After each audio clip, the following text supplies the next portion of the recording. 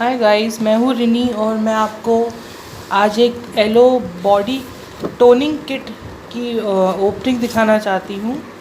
ये forever living products की तरफ से है।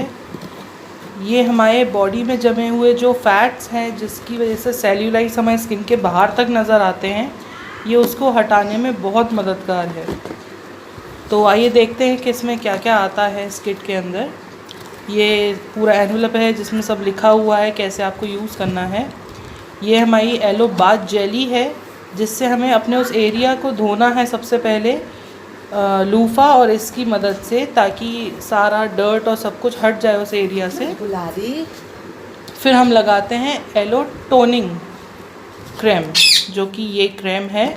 इससे आपको मसाज करनी रहती है अच्छे से उस एरिया में जहाँ पे आपको सेलुलाइट्स बहुत ज़्यादा हैं।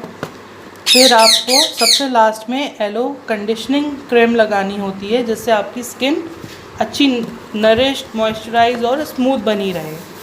और ये है वो क्लिंग रैप जो आपको टोनिंग क्रीम लगाने के बाद अपने आप को रैप करना होता है मसाज करने के बाद।